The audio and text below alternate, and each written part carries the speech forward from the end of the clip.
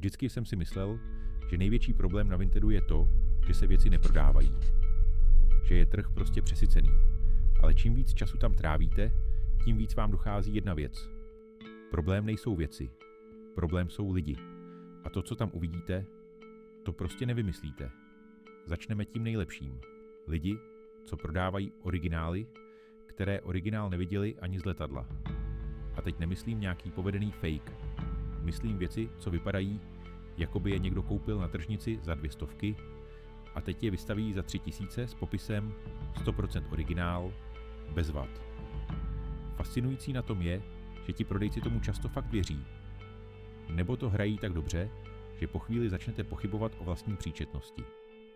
Je to psychologická válka, označkový štítek, který tam ani není. Další level jsou nabídky. Jestli jste někdy něco prodávali, víte přesně, o čem mluvím. Dáte tam mikinu za 500 korun. Někdo napíše 150. Neodpovíte. On napíše znovu 160.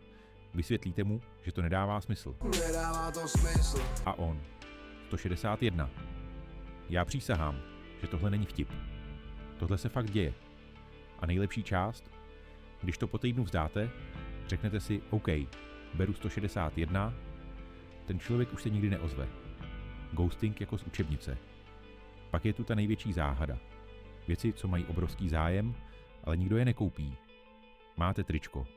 Má stovky zhlédnutí. Desítky lajků. Lidi si ho hromadně ukládají do oblíbených.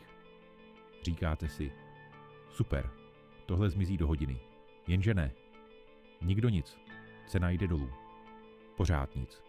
Jdete na polovinu a pořád ticho. Tady pochopíte realitu Vintedu. Lajky nic neznamenají. Views nic neznamenají.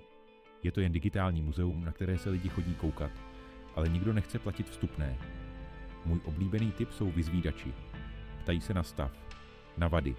Chtějí 10 dalších fotek. Ptají se na slevu.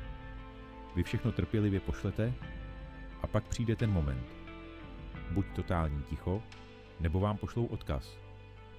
V tu chvíli končí sranda a začíná scam. Lidi, co vypadají úplně normálně, s vámi hrají divadlo jen proto, aby vás dostali na falešnou stránku kurýra.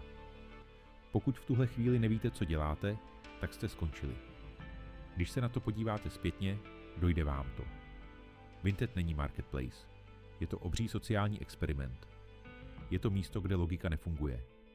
Kde věc s jedním zhlédnutím zmizí za minutu, zatímco kousek s 400 lajky tam visí klidně rok. Je to chaos. Je to bizár. Ale občas se tam i něco prodá. Pokud chcete vidět, jak tohle testování dopadne dál, víte, co máte dělat.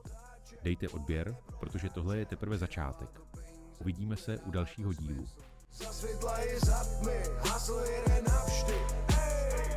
Ty jsi vážně myslel, že mi někdy někdo něco dál, nebo co, jako jen tak, nebo co? Ty jsi vážně myslel, že mě někdy přejde hlad, nebo co, to je jako fakt, nebo co? Chodit na střední jsem si prostě nemohl dovolit.